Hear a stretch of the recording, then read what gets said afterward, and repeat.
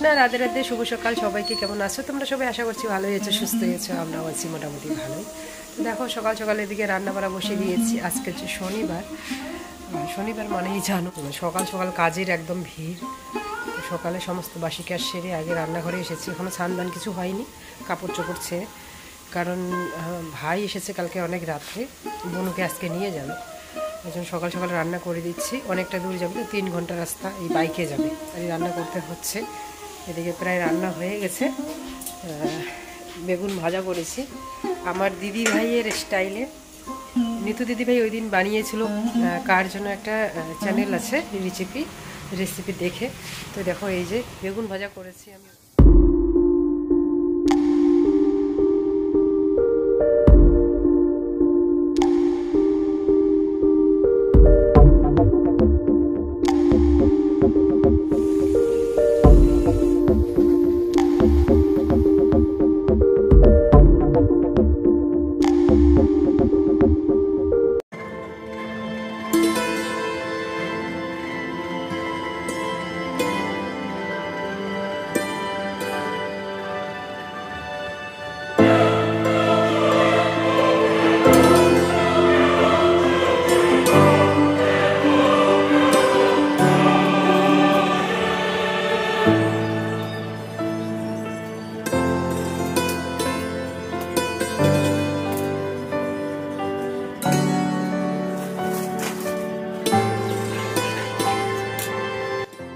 তো দেখো এদিকে এই যে গরুর খাওয়াটা বসিয়ে দিয়েছি, এদিকে আবার ভাত বসিয়ে দিয়েছি। সকালে তো রান্না করেছিলাম, সেগুলো খাওয়া দাওয়া হয়েছে।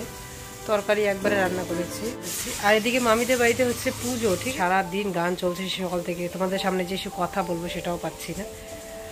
তো গান এখনই আবার চালু করে দেবে, বন্ধ হলো, তার জন্য আমি কথা বলছি তোমাদের সামনে একটু যে বলে দিই। আর সোনামাকে খাইয়ে দিয়ে শুয়ে রেখেছি। মনটা চলে গেল, মনটা খুবই খারাপ লাগছে। অনেক দিন ছিল, প্রায় 20 দিনের মতো। তো আজকে খুবই খারাপ লাগছে, খুব মিস করছি। অনেক দূর রাস্তা তো, তাই সকাল সকাল মানে তাও ওই দুপুরে হয়ে গেছিলো বেরিয়ে যেতে যেতে। এখন 2টো বাজে,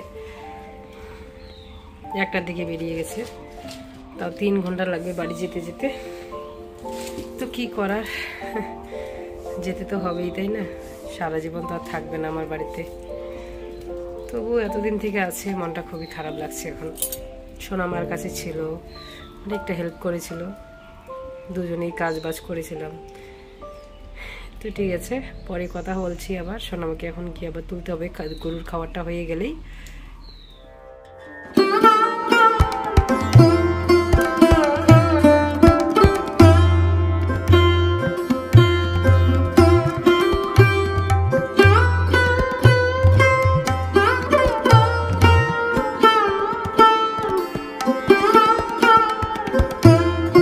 কেমন লাগছে আমার বুড়ু বিটুকে? বুড়ু বিটু, আমার এটা বুড়ু বিটু, সোনা বাচ্চা, সোনা বাচ্চা। দেখো এই যে যাচ্ছি সোনামাকে কোলে নিয়ে মামিদের বাড়ি। আর আমার মেয়েটা ওদিকে ঘুরে ঘুরে কি দেখছে রে? ওই তো বাবা, ওই তো বাবা,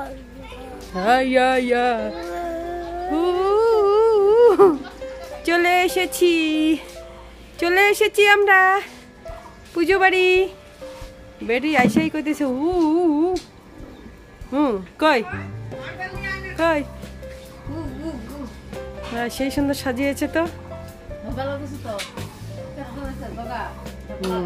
ভাই সাজিয়েছে।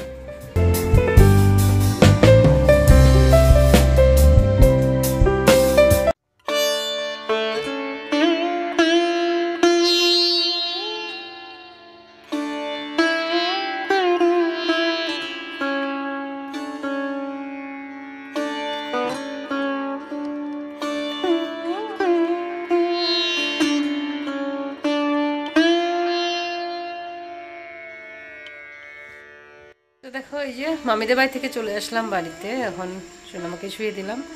এখন যাবো আমি গোবর্ষণা পুজো করতে, সন্ধ্যা দিতে। মেয়েদের যে সারাটা জীবন, মেয়েদের যে সারাটা জীবন, মেয়েদের যে সারাটা জীবন, মেয়েদের যে সারাটা জীবন, পরধীনে চলতে চলতে জীবনটা যে কেটে যায়।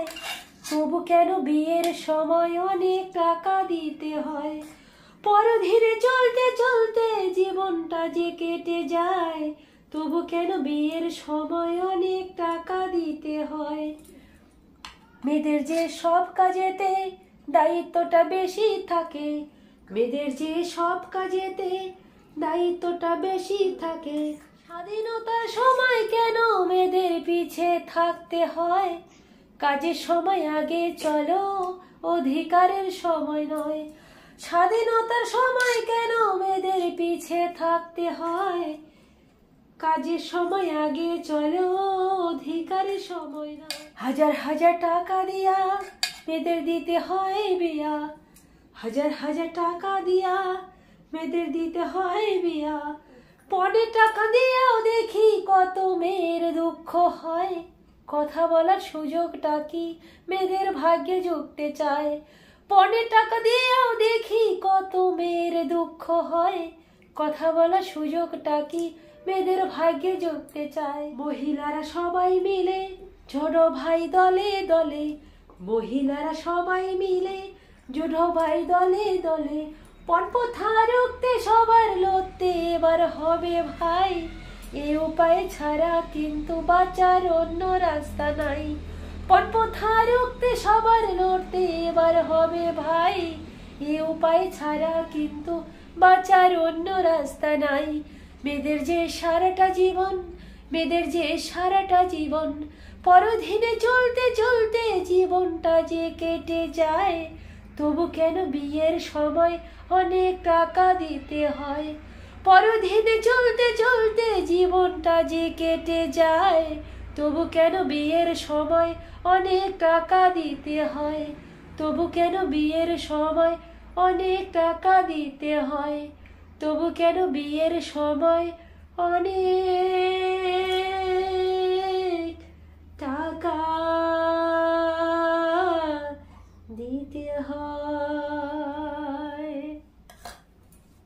শুভ সন্ধ্যা সবাইকে। এখন বাজে ঘড়িতে 7:30। সোনামার যে খাওয়া দাওয়া হয়ে গেছে, সোনামাকে খাওয়াতে খাওয়াতে তোমাদের সামনে একটা গান করে ফেললাম। খুবই আমার একটা প্রিয় গান, পণপ্রথার বিরুদ্ধে গান। এই গানটাতে আমি ফার্স্ট হয়েছিলাম আমার বয়স যখন 7-8 বছর, তখন আমি প্রথম হয়েছিলাম। সেই সার্টিফিকেটটা আমার কাছে এখনো আছে। তো আমি তারপরে যত সরকারি প্রোগ্রাম হোক, জলপেশের প্রোগ্রাম হোক, জলপাইগুড়িতে অফিসারগুলো আছে না, এই গানটা রিকোয়েস্ট করতো যে তুমি এই গানটা করো। তো এই গানটা খুবই ভালো লাগে, মানে পণপ্রথা বিরোধী গান না, খুবই ভালোবাসতো। আর একটা গান আছিল ও বৈদেশা বন্ধুরে, এই গানটাও খুব রিকোয়েস্ট করতো আমাকে, তো আমি গাইতাম, আমারও খুব ভালো লাগতো। তো তোমাদের কেমন লাগলো অবশ্যই বলবে। আমাদের সমাজে এখনো পর্যন্ত কিন্তু এই নিয়মটা চালু আছে, বিয়ে লাগলেই ভালোভাবে, যে বিয়ে হলেই মানে পণ দিতেই হবে, কিছু না কিছু দিতেই হবে। মানে যারা এরকম পণ দাবি করে তারা মনে একবারও ভাবে না যে অপর দিকের মানুষগুলোর কি অবস্থা হতে পারে, তাদের চাহিদা পূরণ করতে কতটা না কষ্ট করতে হয়, কতটা না ক্ষতি হয়, তাই না? তো এসব না থাকলেই ভালো। তো আমার সেসব কোনো ব্যাপার নেই, আমার হচ্ছে লাভ ম্যারেজ। তো যাই হোক, আসল কথায় আসি।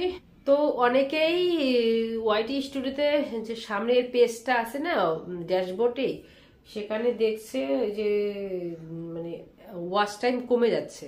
তো আমি এরকম কমেন্ট অনেক পেয়েছি, ওয়াচ টাইম কমে যাচ্ছে। তো দেখো, ওটা ওয়াচ টাইম কমে না, ওটা পুরো 28 দিনের অ্যানালিটিক্স থাকে আর কি, ডিটেলস থাকে। মানে তোমার এই যে আজকের দিনটা পেরিয়ে কালকের দিনটা যে আসছে, পিছনের যে একদিন পার হয়ে গেল, পুরো 28 দিনের ডিটেলস থাকে। একদিন একদিন করে পার হয়ে যায়, সেই একদিনেরটা মাইনাস হয়, ঠিক আছে? আর টোটাল ওয়াচ টাইমটা দেখতে হলে তোমরা অ্যানালিটিক্স আছে ওয়াইটি স্টুডেন্ট, যে নিচের দিকে ড্যাশবোর্ড, কন্টেন্ট, অ্যানালিটিক্স, তারপরে হচ্ছে কমেন্ট, তারপরে আর্ন, এই অপশনগুলো আছে না নিচের দিকে, সেই অ্যানালিটিক্স লেখার মধ্যে চাপ দিবে। চাপ দিলেই অনেকগুলো অপশন আসবে। টাইম যেখানে, সেখানে ক্লিক করবে, দেখবে যে অনেক ডেট আছে, জানুয়ারি, ফেব্রুয়ারি, মার্চ, 2023, 2024, ঠিক আছে? লাস্টে আছে লাইফ টাইম। লাইফ টাইমের এখানে ক্লিক করলেই নিচে চলে আসবে তোমার সম্পূর্ণ, মানে চ্যানেল খোলার থেকে আজ পর্যন্ত কতটা ওয়াচ টাইম জমা হয়েছে, ঠিক আছে? অনেক সময় আর্নের অপশনেও কিন্তু উল্টাপাল্টা থাকে, আমি এরকম একদিন বলেছিলাম না যে আমার ওয়াচ টাইম এতগুলো কেন কমে গেল, তো সেখানেও কিন্তু গড়বড় থাকে। ওয়াচ টাইম কত হলো সেটা অ্যানালিটিক্স গিয়ে সেখানেই দেখতে পাবে। তো বোঝাতে পারলাম কিনা সেটা অবশ্যই কমেন্ট করে বলো, না বুঝতে পারলে পরে ভিডিওতে বলবো। তো আজকে ভিডিও এখানে শেষ করছি, দেখো হচ্ছে পরের কোনো ভিডিওতে। ততক্ষণে তোমরা ভালো থেকো, সুস্থ থেকো, সাবধানে থেকো। Tata tata.